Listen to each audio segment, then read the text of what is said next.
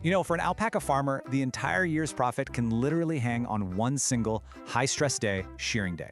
So today, we're going to break down how to harvest and sell one of the most luxurious fibers in the entire world. And I'm not just being dramatic. The fiber of the gods. The ancient Incas called it that for a reason. It's a truly incredible product, and you've got to understand what makes it so special to really get a handle on the whole harvesting process. Okay, so here's where it gets really interesting.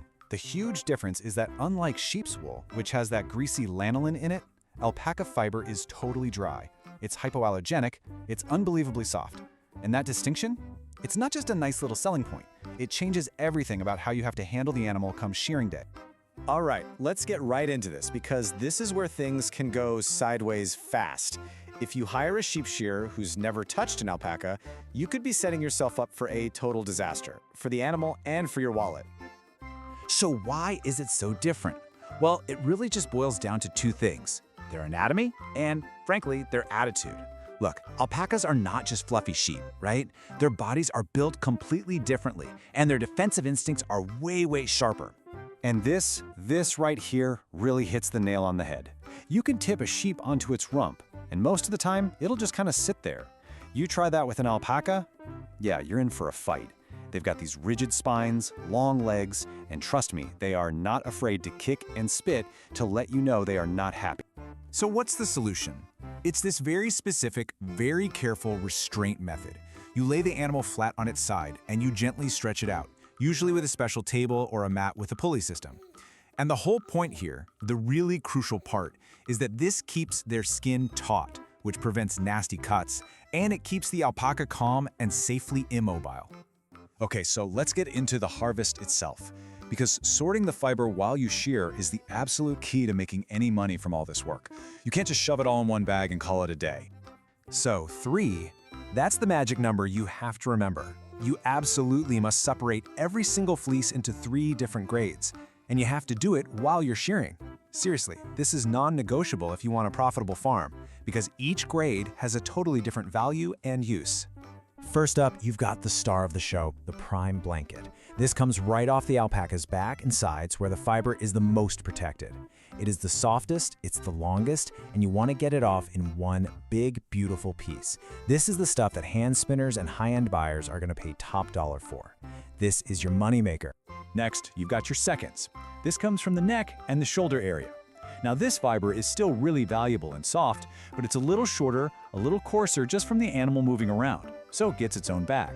And it's perfect for things like felt, rugs, or a really nice, hardy, durable yarn.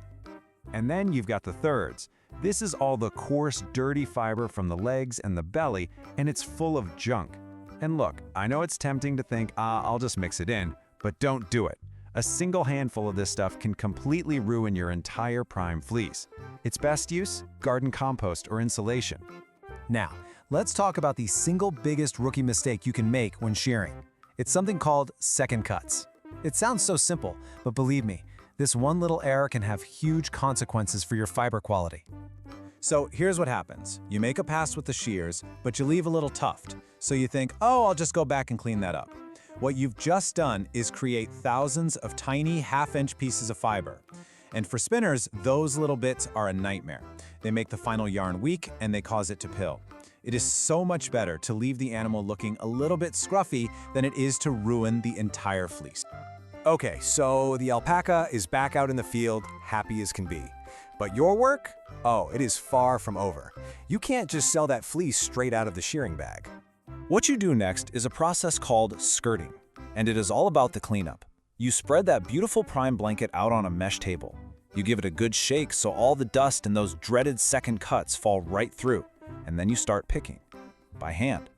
You pull out every little piece of straw, every burr. This is how you take your harvest and add serious value to it. So, you survived shearing day, you've sorted, and you've skirted your fleece until it's perfect. The big question is, how do you turn this amazing bag of fluff into actual money? Well, you've really got 3 main paths you can take here. 1, you can sell the raw fleece directly to hand spinners and artists. It's quick cash, but you'll get the lowest price. 2, you can join a fiber co-op. You send them your fleece, they process it with everyone else's, and you get finished products back to sell. Or 3, you can go the boutique route.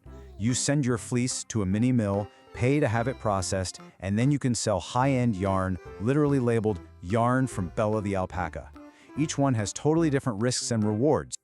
So really, when you boil it all down, it comes back to this one thing. After a whole year of raising these incredible animals, your entire profit is made or lost in those 20 supercritical minutes of shearing. It all hinges on how carefully you protect that one prime blanket. Which, of course, leaves us with the big question.